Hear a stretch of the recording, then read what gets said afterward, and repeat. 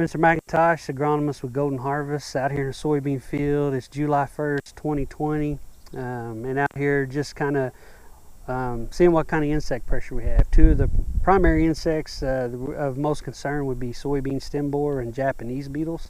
So with the stem borer, some of the recent studies and control measures we've been looking at is targeting about 1,450 growing degree days. And what we're trying to do is those stem borers will typically come out around that 1,250 growing degree day mark.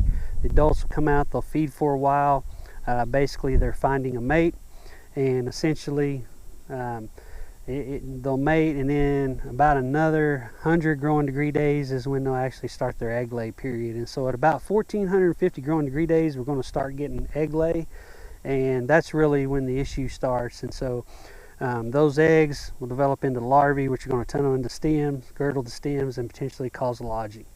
And that lodging, it's a basically 1-to-1. And so if you have 1% lodging, you have 1% yield loss. You had 20% lodging, you got 20% yield loss. So extremely damaging pest. And so with that, as we get out in these fields, you can scout for the deck teeth stem borers, but you know, if you have a field that's at high risk, most definitely continuous soybean fields, but fields that are adjacent to soybean fields from last year are going to be at high risk of those adults coming out of that soybean residue and moving into your field. Wild sunflower populations can also harbor stem borer, so those are the fields that are really at risk.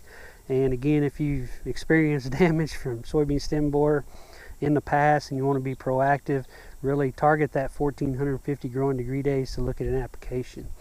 That also times up pretty well. These soybeans are starting to bloom, but in this particular field, we have a lot of Japanese beetles out here.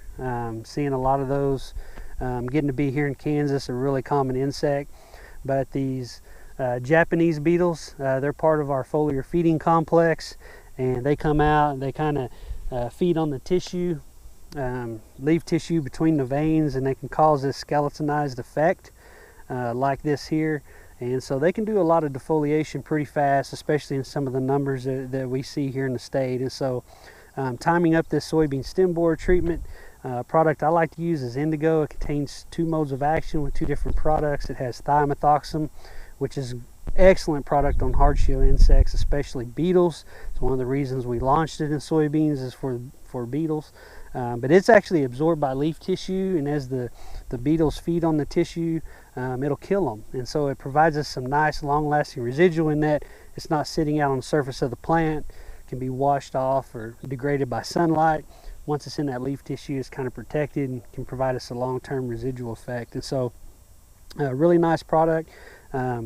Great activity. Deck teeth stem borer is a Longhorn beetle, so it's in that beetle family along with these Japanese beetles.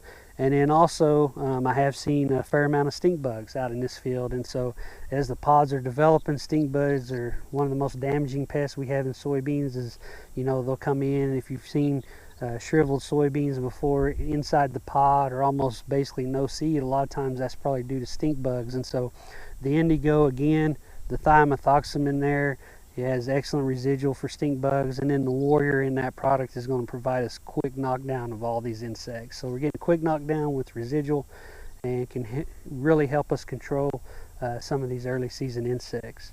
So with the Japanese beetles, one of the things we can scout for is not just the beetles, but you can also go by damage. They're part of our foliar feeding complex. So if we have bean leaf beetles, green clover worms, anything else in the field causing defoliation, you can simply just look at the total defoliation in the field, and we want to look at whole plants. And so on this particular trifoliate, obviously, you know, we're probably in the neighborhood of about 40 to 50% defoliation on just this one trifoliate. But if we're seeing this across the entire plant, that's where we want to look at pulling the trigger simply for the foliar feeding complex in these early reproductive stages. And so that's when they are most sensitive kind of to this defoliation, is those early reproductive stages. So if you have any questions, don't be afraid to give me a call. I'll be happy to visit with you. Spencer McIntosh with Golden Harvest. Thanks.